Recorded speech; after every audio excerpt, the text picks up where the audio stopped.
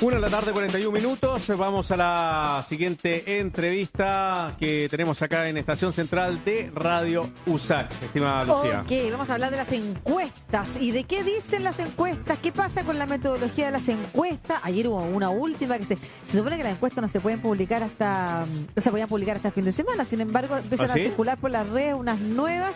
Ahora, en la mayoría de las encuestas publicadas hasta el fin de semana, gana la opción del rechazo para el plebiscito del 4 de septiembre, aunque todavía hay una buena porción de indecisos y hay gente que dice que la metodología es tan confusa que cualquier cosa puede pasar, sobre todo con voto obligatorio. De eso vamos a conversar con Marta Lagos, directora de Latino Barómetro, fundadora de Mori Chile y encuestadora. ¿Cómo estás, Marta? Muy buenas tardes. ¿Cómo están ustedes? Muy bien también, Marta. Lo primero que te voy a preguntar es una cosa que anda siempre circulando y es que la gente no le cree a la encuesta. ¿Hay que creerle a la encuesta o no hay que creerle a la encuesta? Bueno, el 86% de los chilenos no le creen al prójimo, por lo tanto no me extraña mucho que no le crean a las encuestas. Ahora, a las encuestas le creen bastante más que a los diputados, más que a los senadores, más que al gobierno. Estamos parejitos ahí con los canales de televisión y la radio. Bien. Así que tan mal no estamos. Mal no estamos. Ahora, el estándar de las encuestas en Chile es muy distinto el uno de la otra. ¿Son confiables todas? ¿Las metodologías son las mejores? ¿Qué puedes decir tú?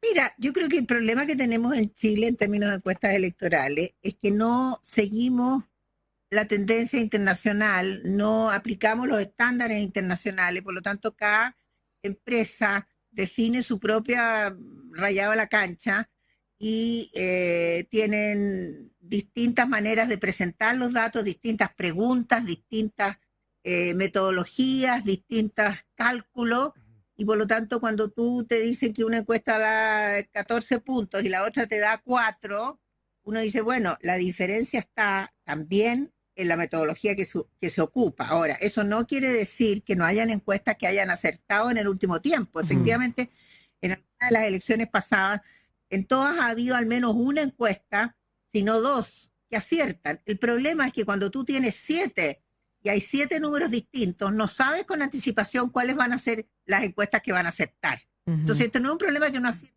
ninguna encuesta, sino que en este caso tenemos la encuesta que le da menos distancia a la prueba de rechazo, le da 3,3, y la encuesta que le da más le da 16. Entonces, prácticamente es imposible que no exista ninguna encuesta que no le acierte, porque una le da 4, la otra le da 6, la otra le da 8, la otra le da 10.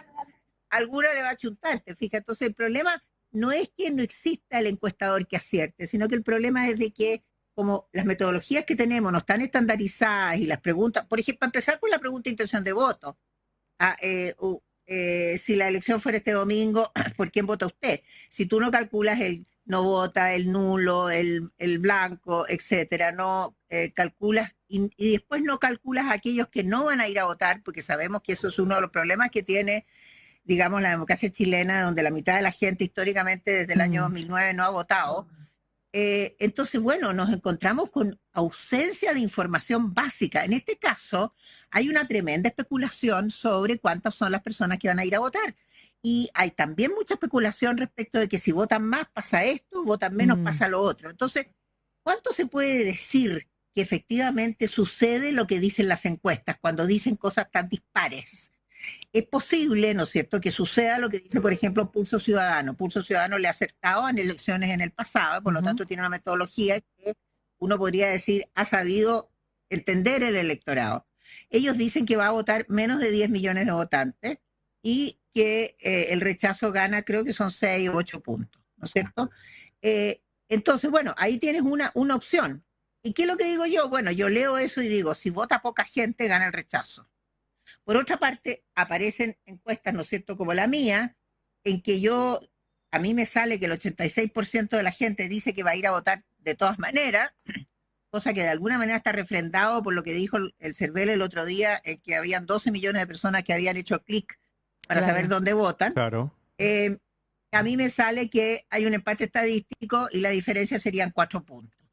Entonces, uno mira esto y dice, bueno, aquí hay dos versiones completamente, estamos comparando nada más que dos encuestas, una que ha tenido aciertos en el pasado y otra que es la que hacemos nosotros. Y tú dices, bueno, ninguna de esas dos realidades me permite a mí decir lo que va a pasar el 4 de septiembre. ¿Y por qué fuera de decir a granel que todas dicen que gana el rechazo. Sí. Ahora, en el plebiscito de Colombia y en el plebiscito del Brexit, todas las encuestas se equivocaron, porque los plebiscitos son animales muy difíciles de roer, ¿no?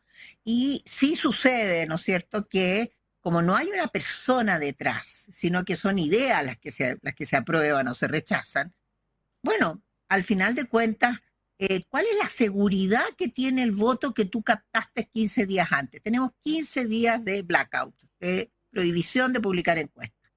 Y efectivamente puede que todas las encuestas hayan estado de alguna manera correcto diciendo que gane el rechazo 15 días antes, pero que el día de la elección, ¿no es cierto?, gane otro, que gane el apruebo. ¿Por qué? Porque los acontecimientos políticos que suceden en los últimos 15 días bien pueden cambiar las opiniones. Y eso no se sabe.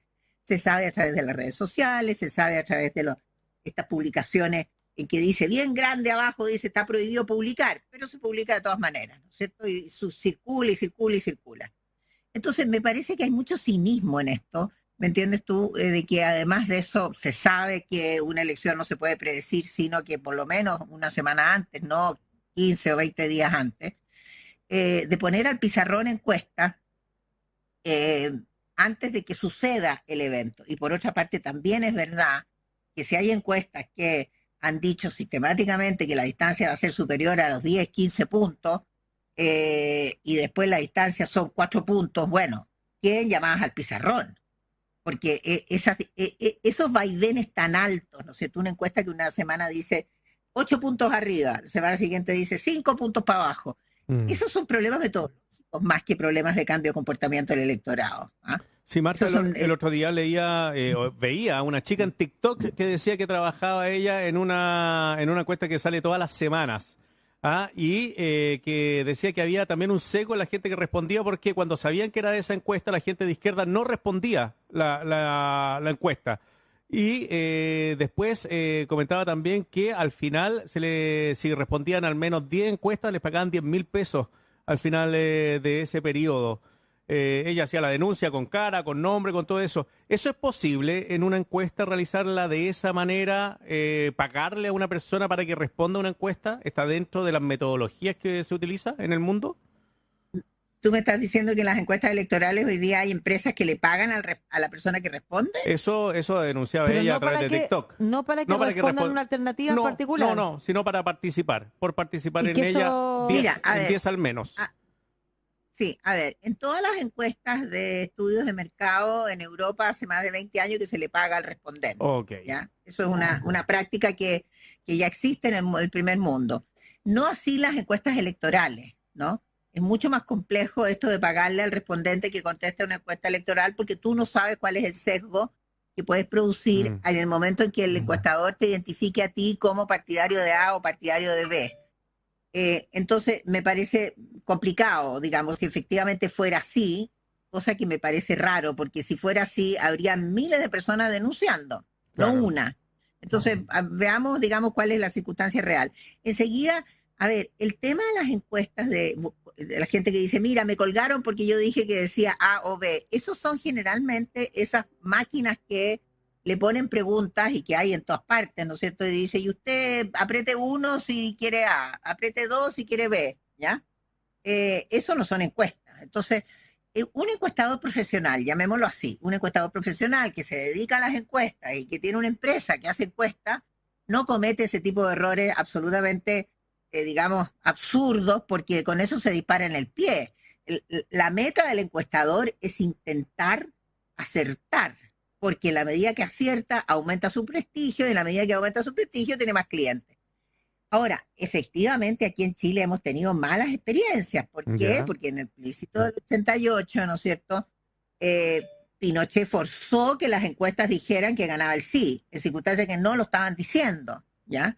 Nosotros sabemos que los encuestadores que produjeron esos datos, produjeron otros datos, no los que se publicaron. Entonces, tenemos una experiencia traumática, si tú quieres. Después está el fracaso de las encuestas en el año 93 con la boca de urna, ¿no es cierto?, que se hizo en Televisión Nacional con CEP y Adimark, que sepultaron a boca de urna para siempre. Yo pedí permiso el año pasado para hacer una boca de urna y tengo un papelito del CERVEL que me dice que está prohibido. Ahora, no está prohibido por ley. El CERVEL opina que no se puede. Claro. Pero eso es una restricción absolutamente absurda porque, bueno, las bocas de urna se hacen en todas partes del mundo. Y así, entonces seguimos nosotros con las excepcionalidades de la manera como nosotros hacemos las cosas. La otra excepcionalidad que tiene Chile, y que es rarísimo, que no hay en ninguna parte de América Latina, es que todas las encuestas que se publican son gratis, no las paga nadie. ¿Ah? Si tú vas a México, vas a Argentina, vas a Brasil, en todas partes te encuentras con que hay diarios, ¿no es cierto?, que contratan encuestas, o canales de televisión, o think tanks, etcétera, que contratan encuestadores, es decir, empresas profesionales que se dedican a las encuestas para que produzcan esas encuestas. Aquí nosotros hemos tenido, por ejemplo, el diario La Tercera intentó tener su propio encuestas adentro de la casa, si uno quiere pues llamarlo de alguna manera, y terminaron porque fracasaron. No es fácil producir la propia encuesta, por eso existe la industria, porque si no nosotros como encuestadores no existiríamos. Si cada uno pudiera hacer su encuesta y hacer la misma pega y tan bien como nosotros, no existirían las encuestas. Marta, entonces nosotros empezamos a tener esta modalidad rara, ¿no? Y la suma de esta modalidad rara nos lleva a este resultado de entre 3 y 16 puntos de diferencia para este plebiscito. O sea, yo te digo francamente, en este momento no se puede decir mucho qué es lo que va a pasar. Marta, es verdad que el escenario es que todas las encuestas, salvo una que ayer andaba circulando en la Universidad Católica, que andaba circulando por las redes sociales, porque todas no la vi. Todas las encuestas dicen que gana el rechazo.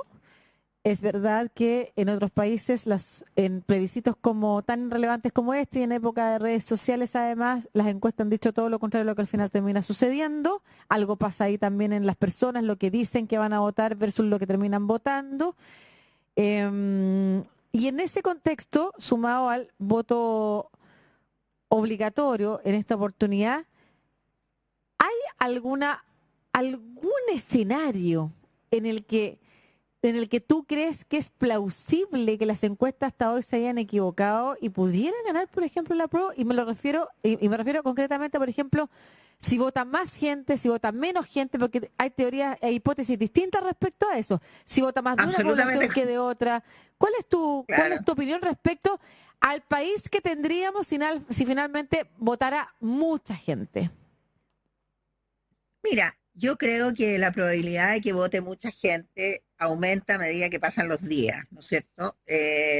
Debido principalmente a lo que anunció el CERVEL el otro día, que fue un golpe bien importante de información, donde la gente está alerta y le da susto la multa. Eso no cabe la menor duda que aquí va a haber un impacto de la multa. Entonces, hoy día en la mañana el gobierno declaró de que van a apuntar a que voten más de 10 millones de personas. Es decir, ellos quieren una participación electoral alta. La mayor participación electoral que podría haber hoy día, de acuerdo a la condición del padrón, yo digo, no es superior a los 12 millones y medio. ¿Por qué? Porque hay alrededor de 2 millones y medio de personas que no viven donde están inscritas. Por lo tanto, esa gente, la probabilidad es altísima que no lleguen a votar, ¿no? Entonces, desde el punto de vista real, quienes viven donde están inscritos son más o menos entre 12 millones y medio por ahí de chilenos. Si llegan a votar 12 millones, vamos a tener al país votando. Y si en esas circunstancias gana el rechazo, entonces quiere decir que el país que tenemos es otro país. Lo que hemos visto en los últimos 20, 25 años es de que ha habido una mayoría dada hacia la izquierda en el electorado absoluta y totalmente conocida, ¿ya? En el caso de los dos triunfos de la alternancia en el poder que tuvimos en la primera y en la segunda presidencia de Piñera, bueno, sabemos perfectamente que en ambas ocasiones hubo un problema, un tema electoral, donde los candidatos que presentó la izquierda eran malos candidatos y fueron ganados políticamente por un candidato que era mejor. Entonces no podemos decir que aquí hay una mayoría de derecha. La derecha no tiene la mayoría del país. No la tiene y no la ha tenido nunca desde que se reinauguró la democracia. Si la llegara a tener y llegaran a votar 12 millones de chilenos, entonces quiere decir que hemos estado funcionando sobre la base de un país que no conocíamos. Y este país es un país distinto del que conocíamos. A mí me resulta tremendamente difícil imaginar, yo llevo 30 y tantos años haciendo encuestas en este país, imaginar una situación en la cual con 12 millones de votos gane el rechazo. Perfecto. ¿Ah? Entonces, si llegara a votar una cantidad así de gente, yo creo que al menos habría un empate, al menos. Cinco votos más para allá, 5 votos más para acá. Claro, exacto. Y en esa situación, entonces, el resultado electoral es muy distinto del que se ha estado planteando, ¿no es cierto?, en los últimos 30 días, de que hay una tremenda ventaja para el rechazo. Ya, pues muchas gracias Marta Lago, encuestadora y directora de Latino Barómetro y fundadora de Moris Chile, por esta conversación con Estación Central de Radio Sacha. Un abrazo, Marta. Muchas gracias a ustedes. Hasta luego. Chao. Chao. Siempre entretenido conversar con Sí, Marta interesante, Lago. interesante. Lo había visto a esa chica en TikTok y por eso me llamó la atención y le quise preguntar por lo que denunciaba ella. Sobre todo lo seco que hay muchas Pero lo veces. seco es importante. Sí, pues porque claro, a ti te puede llamar de una encuesta y tú dices, oye, la asocio con esto. No, sabes que no me interesa contestar tu encuesta, como no te creo.